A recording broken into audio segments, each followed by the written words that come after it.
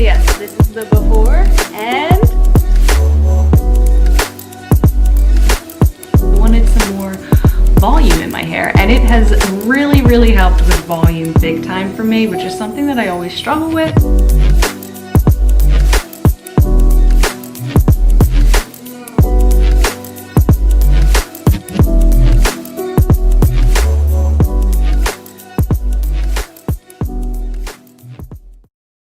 So this is my day 7. I pushed it this week for you guys just to show you kind of where my hair's at towards wash day. Roots are extremely greasy. My ends tend to start to get a little bit frizzy, but I use that hair oil, which works amazing.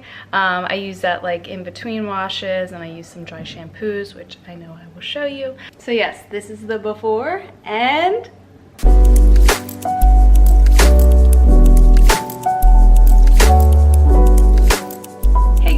welcome back to my channel. It is Stella the Light, and today I'm going to be going over what I have been using on my hair as of late. I do want to note that my hair type is probably a lot different than your hair type, so take that into account and make sure that you cater to your specific hair type. On that note, I want to start with how I cleanse my hair.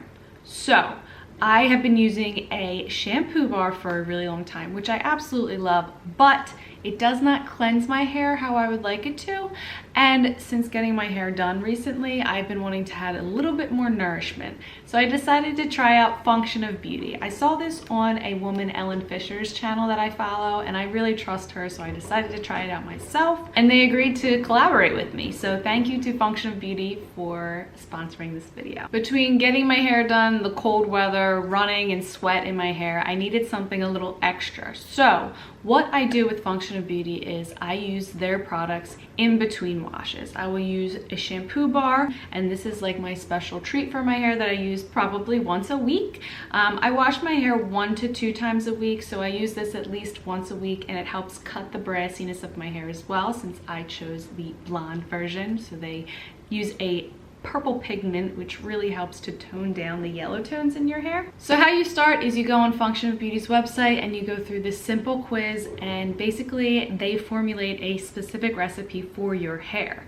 So my hair tends to be oily at the roots, frizzy at the ends. I have thin to medium sort of hair. I actually would probably call it thin. So when going through their quiz, I chose brassiness for my blonde hair. I also chose to fix split ends because that's something that I deal with, and volumize because again, my hair is thin to medium and tends to be oily at the roots, so I wanted some more volume in my hair, and it has really helped with volume big time for me, which is something that I always struggle with. This is just my hair. I let it air dry like this, and it usually never has volume like this at the roots, so I am very impressed. You even get to choose your scent and color. I chose lavender to match with the purple, and I also chose shea butter and vanilla, which smells absolutely delicious. I also added their hair serum on because I know that I need a little extra boost. Like I said, recently getting my hair done, running outside, the cold weather, everything is just adding up to more and more frizz, and my ends always need a little extra love, and they have never been this soft before, and I feel like I'm gonna definitely have to cut my hair a lot less since starting using this product. The hair oil is light enough so it doesn't weigh my hair down, but it adds some serious shine, and I get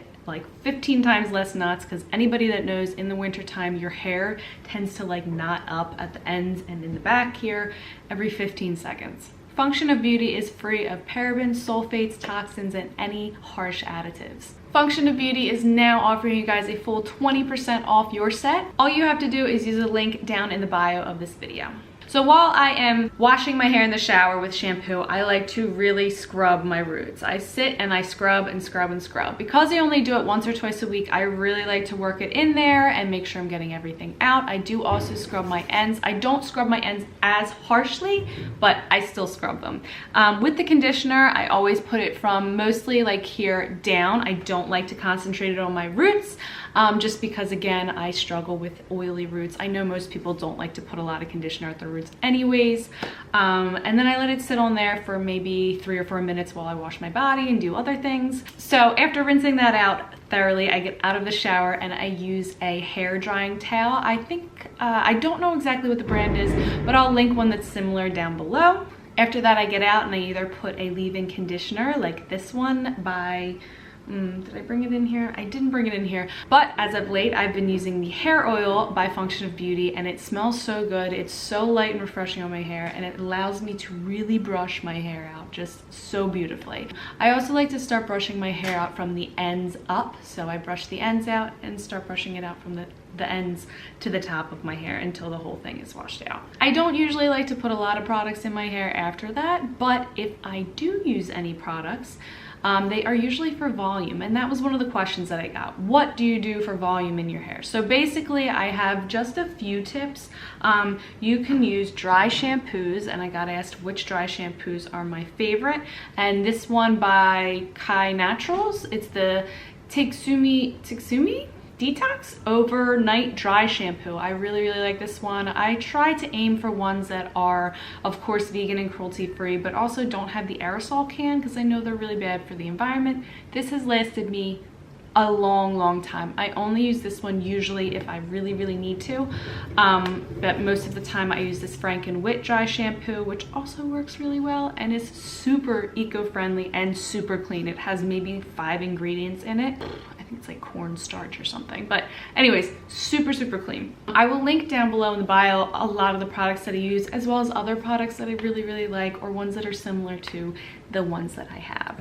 I forgot to mention before that another great tip is to use an apple cider vinegar rinse. So you can take another little bottle or something, and I will put the recipe right here for you guys. It's super simple, but while you're in the shower, you just want to rinse it on your hair, and you basically just rinse your hair with it, and it will get a lot of the residue off of your hair if you have any. Another question that I got was, which shampoo bars do I like the most? I have been through several now. Some of them I really love, some are okay, and some I absolutely hate. So I wrote down a few that I have really loved, and that would be the High Bar shampoo bar, the Spring and Vine shampoo bar, the Ethic, I don't know how to say that exactly, shampoo bar, Lush, which is really expensive but works really well. I also have found that that one kind of melts quicker than any other one that I've gotten. Not sure if that's like a scam or not, but I really do like the shampoo and the smells and the way it makes my hair feel. But again, I do feel like maybe it's a little bit pricier and melts a little bit quicker or disappears a little bit quicker than normal ones. And then I wanted to tell you that I wanted to love the J.R. Liggett's one because everybody says like, oh, that's the best one. I hated how it made my hair feel. It made my hair feel frizzy at the ends, and like it had a coating of something and really greasy, and just it was just not meant for my hair. It might be good for curly hair or thicker hair, but for my hair type, terrible. All right, another question that I got was, what 3 tips do I have for longer hair? Okay, so I have more than 3 probably, but this is what I'm gonna say. You wanna start with how your hair is growing. Your hair health starts from where it's growing out. The biggest impact on that is simply what you're eating. Hydrating right, sleeping right, and eating enough nutrient-dense foods. That being said, plant-based has saved my hair. My hair was very limp, very dull, never grew before this. Going vegan, I guess the minerals in the food, eating more nutrient-dense foods. I do know that nutrients equals good hair growth. My hair, my skin, my nails have never been stronger or, you know, healthier than they are now. So that is just my biggest tip. Again, being plant-based, it not only tastes good, it feels good, it's good for the environment. I love everything about it. I have not had any negative side effects from it besides regretting that I didn't do it sooner. It's always good just to add in more plants to your diet either way, whether you want to become a vegan or not. You know, omitting a lot of the animal products that cause inflammation and omitting a lot of the refined junk food, it's just going to make you feel better long term, and adding in those nutrient, mineral dense plant foods is going to make everything better. Your digestion, your energy, your hair, skin, nails. So of course I'm ranting about that.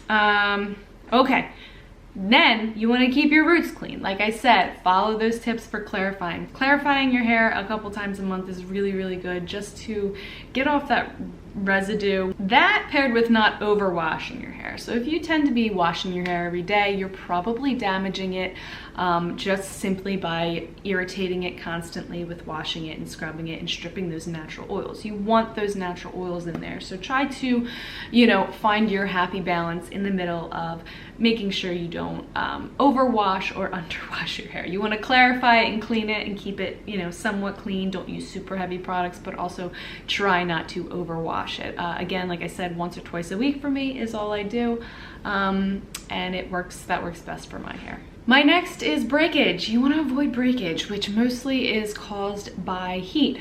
So putting too much heat on your hair, blow drying your hair all the time, using curling irons and flat irons and things like that. Try to embrace your natural hair and try and use products and things like that that will vibe with your natural hair rather than having to use heat to go against it. So if you have really curly hair, try to vibe with the curly hair rather than trying to, you know, blow dry it out and straighten it every time. If you have straight hair like me, try and find ways to get volume and things like that without using heat products, because they really do damage the crap out of your hair. So those would be like my biggest tips, you know, what you're eating, not overwashing, not using heat. It's very common. But again, number one is what you're consuming, because that's how your hair is going to grow out. It's either going to grow out thick and healthy, or it's going to grow out brittle, not grow, those kind of things. The next question that I got was how to get natural volume without heat. So for me, I don't really usually care that much what my hair is looking like day to day, but if I have something where I want some extra volume, I always make sure to, when I get out, I put in dry shampoo after my hair is dry, and that tends to help hold a lot of the volume that was already in my hair, because again, the oils will weigh your hair down. Next is to make sure that I don't put product on my roots, so I don't put oily products or conditioners on my roots. I already talked about that a little bit before, just making sure not to, again, weigh down those roots. You want your roots to be uplifted. If you are going to use heat, use just a little bit of heat and use it after you've used a styling product, something like a sea salt mist, or something that will just create a little bit more volume. So a sea salt mist, or like a texturizing mist, something that's going to give your root volume. Don't put it really on your ends too much, unless that works for you. It doesn't really work for me. It ends up causing a lot of frizz. But on my roots, that's what works. So next, there's people who tease their hair. I don't know how to do that, but if you want to learn how to do that, you can, and it kind of, I think, helps. I'm not sure. One thing that I really love doing, though, is using these Velcro rollers. They work amazing. Like I said, put that texturizing or volumizing spray or spritz in your roots, and then you can roll your hair up in these. There's tutorials online how to do it. I am not a hair guru, but these really do help. You want to roll them out so that your volume fluffs out, if that makes sense. And there's certain ways that you want to place them on your head. I usually just do the crown of my head, but you can do your whole head. And you don't need any heat for that. You can use a little bit of heat, but I really would recommend just putting them in your hair, letting them sit for a couple hours. And that volume will usually last for a pretty long time. Another thing that kind of works for me with volume is if I use a clip. So if I take a clip and I kind of clip my hair up, again, it gives that same idea of using like the Velcro rollers, but in a different way. So either use a clip, or I will put like a little bun on top of my head or something, and as long as it's like right here and right here, it kind of just lifts your hair. And that works really, really well for me.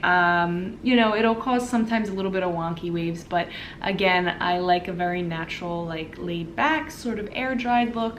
So when going for that, the little clip in my hair, or the bun on top of my head, usually allows my hair to dry a little bit more voluminous. And then lastly, if you do want to use heat, I would highly recommend letting your hair dry maybe halfway, using that volumizing or sea salt spray in just your roots, and then flipping your head upside down and using a little bit of gentle heat just on your roots, making sure your roots dry, because your ends will dry very quickly, and usually they will dry the same, and you can avoid that damage on your ends, because again, of course, your ends are usually your most unhealthy part of your hair, whereas your roots are the healthiest. Just try not to overdo the heat on your head, because getting too close, that'll give you a lot of those baby flyaway hairs. All right guys, I think I'm gonna end the video there. I think that's all I really have to offer as far as hair care goes. If you have any questions or add-ons or advice for me, you can leave that down in the comments below. And if you like this video, please give it a thumbs up and subscribe to my channel. And hopefully I will see you for the next video.